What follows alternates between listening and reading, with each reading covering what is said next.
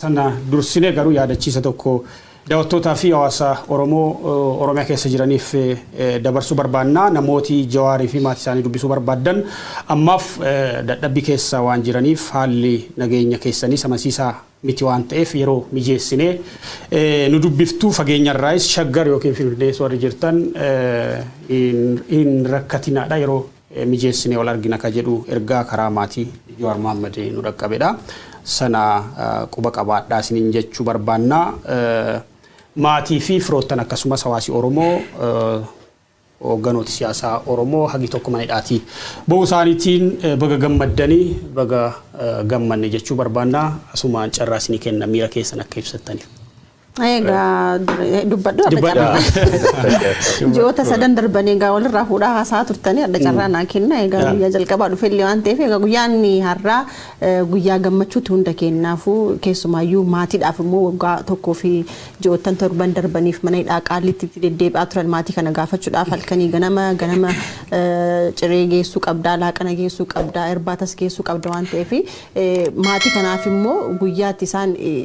harallee galfataniilleedha. Egaa uummanni Oromoo hedduun isaanii addunyaa guutuurra jiru hundi isaayyuu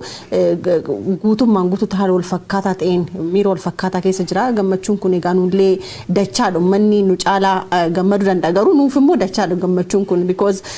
sa'aatii wal fakkaataa du'aa caalu booda namoonni kunniin hidhamanii nutis immoo sa'aatii hojii itti dhaabne illee haaluma wal fakkaataa keessa ture waan ta'eef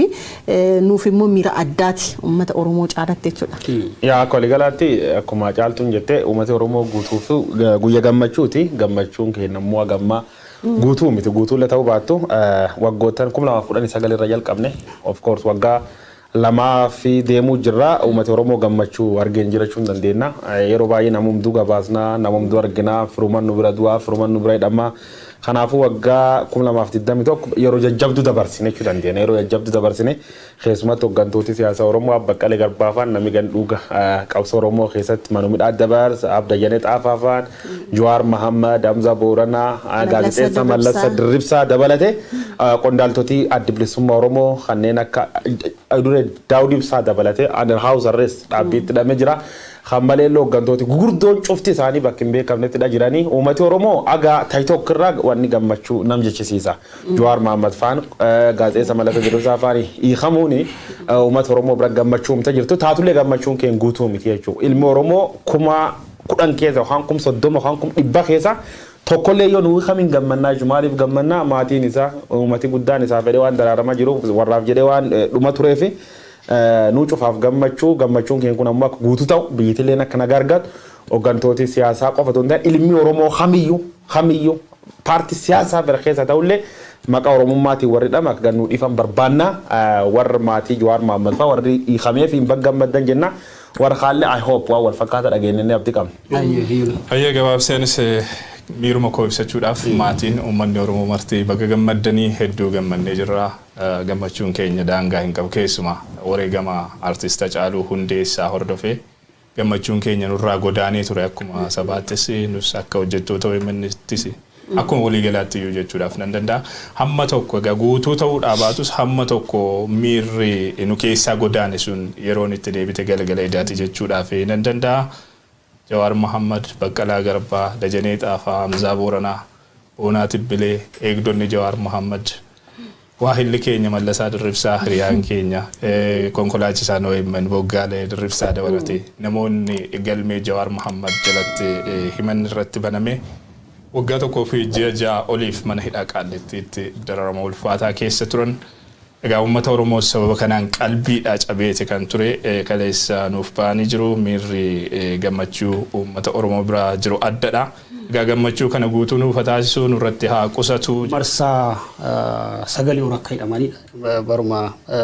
hirmaannaa siyaasaa isaaniitti kaasee miira addaati maatiidhaaf jedhee ibsuu danda'a. Nuuni akka OMN warra galmee Jawaar Mohaammed jalatti himataman keessaa tokkodha akka legal personality qabu tokkotti OMNs kaleessa bilisa ba'e jechuudha. Akkanumallee miseensa keenya akka ture staafiin yookiin hojjetaan OMN Mallasa Dirribsaa yeroo dheeraadhaaf erga jijjiiramni kun dhufee Itoophiyaa keessatti gaazexeessaan yeroo dheeraa hidhame Mallasa Dirribsaati natti fakkaata. malleen illee ba'ee maatii isaatiin wal argee hedduu gammannee ani miira wal makaatu natti dhagama akkuma Oromoo kaanii jechuudha. Hiikamuu warra kanaawoo yaadattu wareegama warri kun kaffalee eessaa jalqabaa ka dhiyoodha ajjechaa Hacaaluuti. Warri kun wareegama Hacaaluu guyyaa sanii kaasee ka hidhamanii. Kanaaf Hacaaluu yaadatta jechuudha gaafa warri kun yaadattu. Rabbiin baga of galchee maatii isaaniitiin wal argisiise uummati Oromoos baga gammaddan jechuu barbaanna. Hiikamuun hoogganoota siyaasaa fi namoota siyaasaa akkasumas warra gaazexeessitoota dabalata. Seeraatiin jiru ammallee wanti abdii irraa horannee gama waan abbaa lanqaatiin wanti eegamullee waan akkasii waan jiru natti fakkaatu. Yaa gama seeraa qofaa miti wanni namni ijoollee sana argee ani ijoollee sana hedduusi qaamaan fuul beeka. Wanni guddaan na gammachiise hedduusi ijoollee garaami baay'ee ijoolleen hidhamtama baattuun cufti. Ijoollee jajjabduu qabsoo Oromoon waggaa afuriif wayyaanee waliin gootu keessatti addi dureen hirmaachaa turte ijoollee jajjabduu qeerroo qindeessaa turte jechuudha. Ijoollee sun ammoo keessa beeka fo'anii tambisanillee ijoollee jajjabduu akkasiiti jechuudha. Yeroo ambisanillee amma gaafa Jawaar Mohaammed faan qabanii hidhamanii gaafas miidiyaalee Itoophiyaa waan isaan haasaan qabadhamee xiqqoo duuba deebi'a. Yeroo tokko duuba deebii tokko qabate taate guddoo garas nyaatti jechuudha. Jechi miidiyaaleen Itoophiyaa OBN faan nuun hin jedhin hin jirtu jechuudha. Waaltaan faan faanaan faan waan nuun hin jedhin hin qaban jechuudha. Amma kalee galgala oduu cabsaa jedhanii gammachuun gabaasu jechuudha. Xawal waallummaan sadarkaa akkana kanatti yoo siin dacha horte miilaan deemte arguulleen guddoo si saalfachiif. Taatullee Itoophiyaa irraa qidee gan Itoophiyaan biyya haqa dabirratti ijaaramte deddeebiin dubbachaa turre biyya haqa dabirratti ijaaramte haqa dabsuun aduutissuufettu sadarkaa kan geette jechuudha. Amma warra kan gadhiisuuni mootummaanii Fardan jechuu danda'a, amnesty jechuu danda'a, waan fedha jedhu jecha fedhe akka fayyadamu. Mootummaan Itoophiyaa bitti deddeebiin maal jechaa ture political prisoners yookaan hidhama siyaasaatii hin qabu namni siyaasaa fi hin qabu jedhee mootummaa goggogee mormachaa ture jechuudha. Kalee galgala immoo OBN faan maal jedhan hooggantoota siyaasaa Oromoo gadhiifamuu nutti manii jechuudha. Warri kun waan kalee dubbateef waan har'a dubbatin beeku jechuudha. Confused biyyiti mootii confused taateen bulti Abiyyi Ahmed malee confused ta'uu yaayuu itti fufee jechuudha. Armalleen garee tokko confused tolcha garee tan gammachiise garee taa waccisiisa istaayilii isaatii jechuudha. Cufaafuu warri kunini seera yoo seera akka seeraan laalli taate nam tokkeegi murtii dhiyeessite qabdee murtii dhiyeessiteen duuba himati rabbanuu fi raga dhiyeeffattaa jechuudha. Agi yakkaman jedhin nam sun yakkama dhumanii murtiitti murteesse yoo himati saddaan kutte dhiifamaan yookaan wanniin bardan yookaan amnestiin gadhiisee jechuu dandeenya. Nama murtii teettee waliin himachuu jirtu yoo ragaa irra dhabde gallakkiftaa jechuudha. Nullee bita ragaa nurra barbaadachaa ture ragaa barbaadadhee ragaa dhabanii naani guyyaan kennaniif waan dabarteef gadhiifamnee miti. Kanaafuu mootummaan qarayyuu raga malee namni jechuudha. Raga malee faabrikeet godhee sob walitti qindeessee warra kana akka isaan filannoo irratti hirmaanneef. Meen parpatiin sun filannoo Itoophiyaa taseena keessatti Itoophiyaan tolchitee hin beektedhani nutti haasaan keessa filannoon sun tolchuuf wanni jettee filannoon sun ammoo Itoophiyaa gaariinti taate gaafiinti guddoon suni dhardhaafammoo sun guddoo irra naasofnu cufaafuu warri kun gadhiifamuuni siyaasa politika biyyatti akka tokko karaa deebisaa dheerrega amma namoonni akka nuuf sobaniin jiran Jawaarii gadhiifame Baqqalee gadhiifame Maanii gadhiifame Itoophiyaan naga argatti suni miti Jawaar faan hidhamuu miti qarayyuu karaa rakkotan fidi jalqaba irratti iyyuu haqi dabee rakkotan fidi jechuudha haqi dab sirreessuuf warri kun hidhamee jechuudha kanaafuu haqi dab cufa sirreessin Itoophiyaa karaa deebisuu dandeenya malee xawalawaallee guyyaa namii dhamma kanan balleesse guyyaa namii ba'u breaking news odeessitu akka keessuma kaadiroo opidiyoo kaadiree callaa miti beeloftoota la dhufsitan faa warra akkana qabanne namin taanu warri bagba innaan malee. Taalaa dhufte qofa osoo hin taane carraa kanatti fayyadamanii namootuma Oromoon wajjin hojjechaa turan yookaan namootuma qaamaan nuti beeknu iyyuu gaafa isaan maayidhaa turan namni waa tokko illee dubbata miti namoonni kunniin badii tokko malee akka hidhaman namni hin beekne hin jiru nama addunyaa biraarraallee dhufeeyyuu kana dhugaa bahuu danda'udha. Waa takkayyuu namni jecha takkatti dubbatee hin dandeenye yookaan akkuma callisan saniitti callisuudha malee har'a immoo gaafa guyyaan ifte immoo akka waan isaanii yaaddaa turanii rakkachaa turanii isaan dhaqanii gaafachuudhaan miti hojjettoonni OMN hedduun kenna akkam rakkataa ture gaafa hojiidhaan abbaa kamtu kana nyaatanii kan dhugdee namni gaaf tokko hin turre si galee gaafa rakkoo san namni gaafa simbira dhaabbanne gaafa gammachuu bee hunduu waa'ila si ta'a hunduu harka si dhaana kanaafu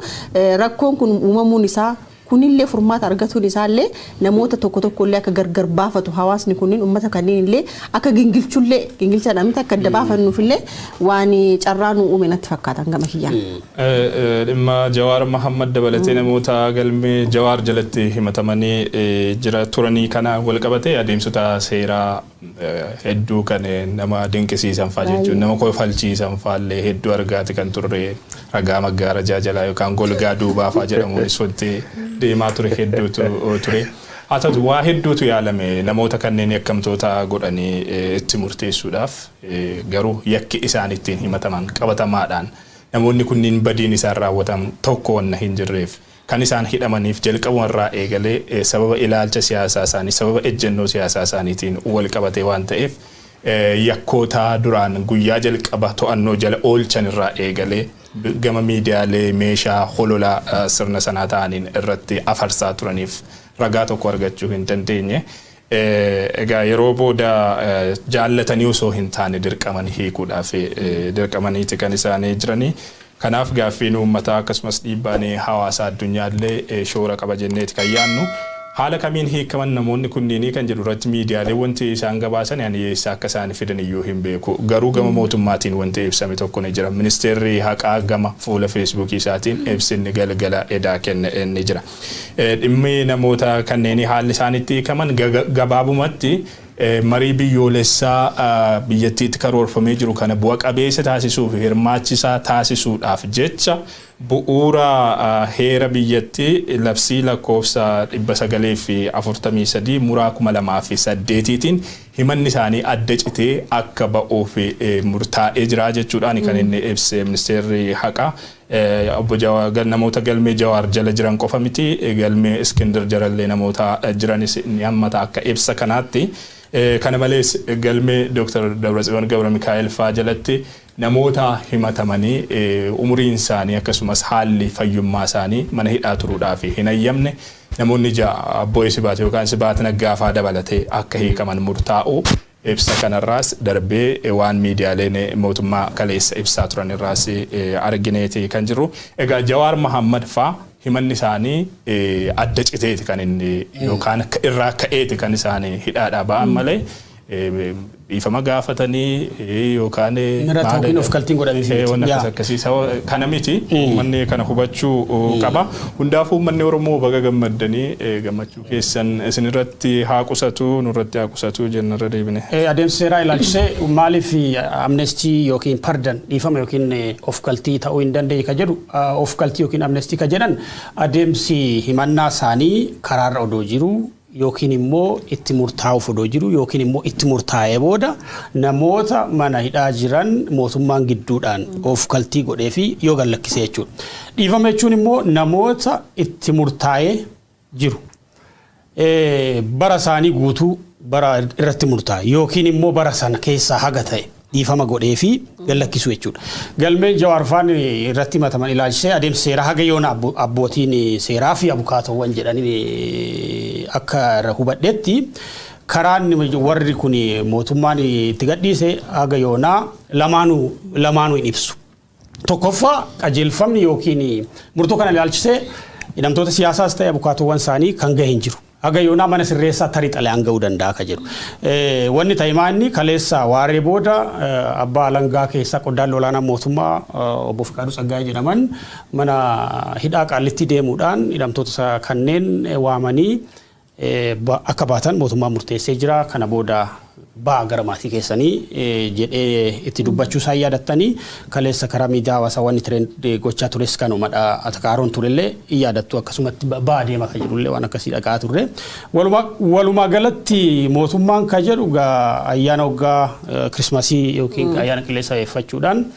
hidhamtoota siyaasaa kanneen mana hidhaatii akka ba'an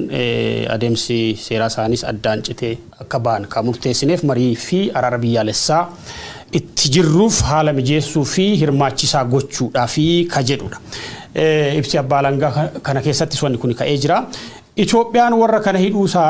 iseetiin maal fayyadamteedha amma gaafii guddaan. Ayyaa bilisha Itoophiyaan maal fayyadamtee waan jettuu fi Itoophiyaan waan fayyadamtu tokkollee hin qabdu jechuudha. Itoophiyaan waan ittiin fayyadamtu siin jiraatte wal dhabdee sadarkaa kanaan nu gahe waraana nu seensis biyyattii wal qooddee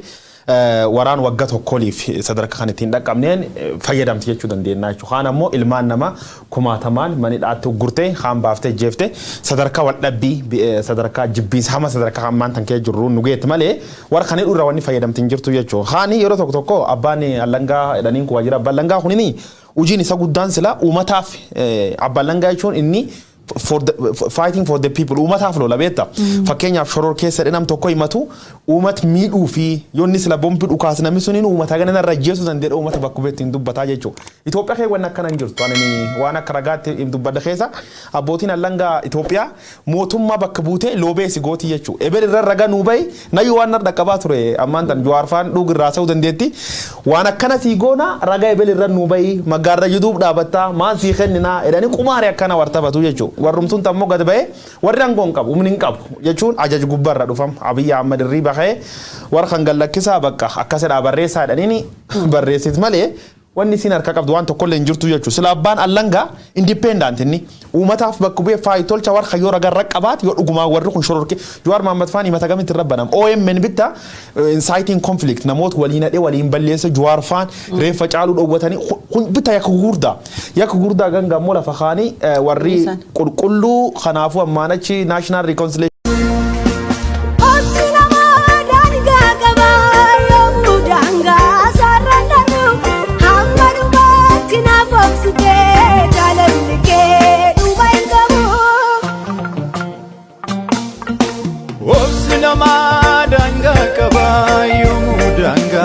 surrender hammadumaatti naaf obsitee jaalallikee Jawaar Mohammad dhugaa rabbii buruja qaba hawaasni isaa ni jaalata bakka micaa rabbiin xiiba dibeeti uume rabbiin ormi adeeressu mootis billaaleeti rabbiin nama urgeessuun takkuma watana waan rabbiin jaalatu ilmi namaallee jaalataa jira waan rabbiin gubbaarraa gad jaalatu nama lafa deemullee mitiidha citaadha hundinuu jaalata saniifuu rabbiitu urgeessee urgaa isaa shittoo rabbiirraan buusin akkasumatti illee pirezidaantii Turkiidha nama aangoorraa hochiisuuf kaanii liivii mana fincaanii keessa taa'ee biyya keessan eeggaddaa jeeni hawaasni bee uummata waraana dila san qabanii guuran jechuudha isaa fi Jawaar Mohammadii fi muummicha ministeeraa Turkii isa qofaan maali gammachuu kan ibsachuu jirta isa qofaan arge maashaallah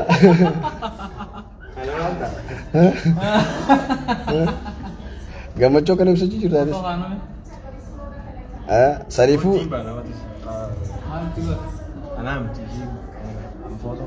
mataa qabaachuu dibni waraqaanyuma akkasii wallahi isin jaam inshallah muummicha ministeeraa Turkii Turkii TV Jawaar Mohammad qofaan argina kaburuja hawaasni isaa jaalatu kaburuja qabu nama buruja qabu tokko jiraadha duratti namni buruja qabu sooressa jaarraa abbaa gadaa ture buruja kana nama fuudhu warte saniifuu ammaan tana Jawaar Mohammadiitu fudhate awwa akkamitti ibsatamee gammachuu wallahi gammachuun ta'uun kan qabne imeetis fixuu hin danda'u saniifuu bagan hundaa walumaan gammachiiseen jira fakkeenya ammaan tana waggaa takkaa fi baatii 5 Jawaar Mohammad eegee jedhame sagalee isaa TV irraa kun hundinuu araaraa nutti jira amma si uummanni Oromoo sodaachuu ture amma tanga kana sodaachuu ture dhugaadha usaa jechuun ture sagalee saniifuu eega Jawaar Mohammad bee uummannu iyyuu eegale maaliif akkas bayni garuu goolu takka nurraa ka'e bakka jira miti siirii sinurraa ka'e siirii ana jaamna tamaa dhugaa bara maaliif Jawaar Mohammad baana uummanni Oromoo kana bubbareedu eegale duraan kana golgolaa fuudhee akkamatti yoo qabeenya qabaattes hamileen qabdu hamileen toltu bara yoo makiinaa qabaattes akkanuma yaadaa deebifte amma namni mariifaa gadhiifatee yoo hedduu gachaa'amee galee sababni wallahi dhugaa bara baajaaji maarre aruuzoom dura dhiichisu eegale hin tolu sadii fi waraabu jiru aruuza tokko dhufe aruusichi silaa bara deemu gortee aruuza fudhatee qeerroo karaarraa dhiichisu torkinaan ichuma dhaabbataniitu gabboonii hojii dhiichisan wajjuma dhiichisaa bulan gammachuu ana jaamrata maaliif ni beektaa maasha Allah rabbiin buruja namaaf kannala maali ni beektaa dhugaa wallahi yoo akka feete dalage akka feete godhe waan feete hojjedhu ummata keetiif waan feete qabsaa'e garuu rabbiin nama keessaa kan nuuf jira nama xiiba dibuu jira sigalee buruja leencaati dhugaa rabbiin sigalee maaliif duraan sooressa jaarraa abbaa gadaa buruja akkasii qaba sigalee rabbiin rahmataa godhuu fi inni du'ee jira bikka sooressa jaarraa abbaa gadaa san Jawaar Mohammadii fudhate Jawaar Mohammadii annama ammaali shakkani beektaa Silakka Iskandar Naggaa sanitti faa feestaalaan qajeelcha Jawaar Mohaammed si galee uummanni Oromoodha mataarra kaayateeti ilaa mana isaatti gartee fuudhee deeman se garuu kabajaa itti godhaniiti gaardii godhaniifi makiinaa ay bar pirezidaantii Obaamaa akkasitti inni eeganii armicha si galee gaardii godhaniifi ichi booda gana akkasitti warruma isa kana daawwachuuf dhufe gartee yookaan ammoo Jawaar Mohaammed laaluu dhufe irraa sodaatanii poolisonni ichi deemaadha zaata kaamoo zaalamaa warra makiinaa keessatti Oromoo gammachuu illee shakkanii ichi deemaadha maali jenna Prime Minister dhufe sagalee muummicha ministeeraatti bara Jawaar Mohaammed gizee idaarraa bahu rabbiin ammallee wallahi nyaa kaan ammoo maal jaanii ni beektaa feestaala kee fudhadhu carraa kee fakkoradhu jaanii maali jennaan bakka arabni maal jaanii beektaa dabbir nafsak jaa naachuun እድልን ሞክሮ ማለት በቃ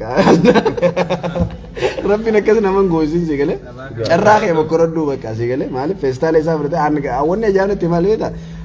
ካምፓኒ ፌስታል ሰኒቱ ይሰበይስ ከናንሳ ወላሂ ለዚህ ማለት እስከንደር ነጋውኒ ና ኦሮሞ ሰምኒኮ ዲራ ደላኒ አርካ ፉዳ ሸማ ወሊ ገላኒ Bergergof shamarran awaman gutton baganu jiratan jiruru angutton Oromo sammi ko dira dalani harka fuda shama wali galani Bergergof shama Abiy makana lalame wara sodota ita festalan gatch Abiy mabada kana lalame Abiy ku yero to ko wara di Oromo kamsa chala war yero to Arratan Abiy man kun Abiy man badan kun mal gore wara soddota isi soddota sodda hundun tirfida festala bora kana kabanda wada gonta fetan lukan fetan basa sidigale jarri kun immo menin bihon obbole wankiya oromumma walitti qabna oromiya walitti qabna akkuma gaaf dura qabetti diinan nutti kolfayere VIP dan coach mana isaati goota akka gootatitti kabajaa goota maru hidhamuun gootummaa kabajaa gootni qabuun mootu manatti deebisuuleen gootummaadha isin galee waan ina siyaasa Abiy jibbuu fi dalagaa isaa jibbuun garagara isin galee siyaasa Abiy jibbuu fi dalagaa Abiy jibbuun garagara waan dalageera arra Abiy dalageera akkamitti dalage hamma farallee ta'u oromummaa waliin qabna oromiyaa waliin qabna argite warri kun illee ko hoggantoota paartiiti baalandaraadha finfinnee guutuu itti kenname baalandaraasi finfinnee guutuun imaaraan sun guutuun kan isaaniiti abbaa imaanaa finfinneeti sinii galee jara soddaa hunduun tirfiidha yoo birrii qabaattan konkolaataa yaabbadha yoo feetan miilan gala festala keessa nola yerin festala boorati festali bicha itti kenne gaa'en jara kana homa fedhan illee tayan siyaasa illee yoo wadhamne homa fedhan illee taanu harreen dhiitte ilkaan waliin cabsitu jawween kun diina qaba achi keessattuu Tigree warri hojiin hidhaa ture isaaf diina isatu buqqise warri hojiin hidhaa ture isaaf diina warri ala kana jiru waggaa guutuu Jawaaraa ajjeefamu warra jedhaa ture hunda hin sadhite jechuudha Abiy nuha ajjeefamu warra waggaa kana finna madaasitu biltiginnam hangaasa minota taayyi hunda isii sadhite jechuudha Abiy ko jedhama ande masbaa qitno Abiy ani kanaaf ko namichi hoyya ni bu'u Abiyyaan goranani buusuu barbaadu asiin akka Gaddaafi sanitti itti naquu qabaa waggaa meeqa waggaa lama du'e Abiyyiin kasettallaa warra lookaal izi gamamtaatu alaabalanza iyya keessin dhagahu waan biraati miti warra garaan bitamee halkanii guyyaa abbichuu koo jedhu afaan golchara callisaa isin goota waa'ee gootaa hin beektan jedheeni osoo jarri miilan festala qabatee dhufa nama beekatu Jawaarillee yoo akka Iskandar kanatti festala qabatee bayoo suuraan kaasina hin kolfina suuraan kaasina eessatti argitee suuraan qabu Jawaar jechuun koo mootii addunyaa kanatu kaameraan dhabeera mee namni ijaan arga jira poolisiin gaafa duraa achi keessatti eegutuun akkasumatti yaa'ee wajjiru አንድ መንግስት ነው ጋኩማ ጋውራ ጌታቸው ፋንት ያድረን ኢትዮጵያ ከሰ ሞቱማ ለማጅራ ጌታቸው ረዳ ትግሬን ቤት ሲያሳ ሳኒቴ ሞቱማ ለማጅራ ሞቱማ ቶኮ ከቀሮቲ ሞቱማን ቶኮ 4 ኪሎ ጅሩ ከብየውቹ ከቀሮቡቹ አላ ሞቱማን ዳባ የኩኒ አባ ቀሮቲ ሜውመን የሮ ካን ጫቅሴ አኳን ጅረት አኳን ጆሪን ጅበት አርጋር ግተንሚ ድርዳዋ ከረከስ ፍፍኔ ኩንጉቱ ኡጆለ ሞቱማ ያ ደሞቶ ሞቱማ ያቱ አከመራትፋ ወርቱ ካንዶ አትሌቶን ቀወጣ ይራጅከታ ሄዱን ዮለን ሆጀቶን ሞቱማ ሲኒጋለ ሆጀታ ሞቱማ ተውፊ ሀዩ ኦሮሞ ጃለቹን ገረገር ሆጀታኒ አከ ሆጀታቲቲ ደሞቶ ፊቲን ደንዴቲ ፊቲን ደለግ ከእኒ ጃለቱሞ ጎቶ ኦሮሞቲ ረኮም ሲኒጋለ ከናባማ ያው ወሪ ሂዳመ ሂዳ ባየራ ujolle kanille warra rabbi hidanu habasu amanam nakabyaga utale ejeron kute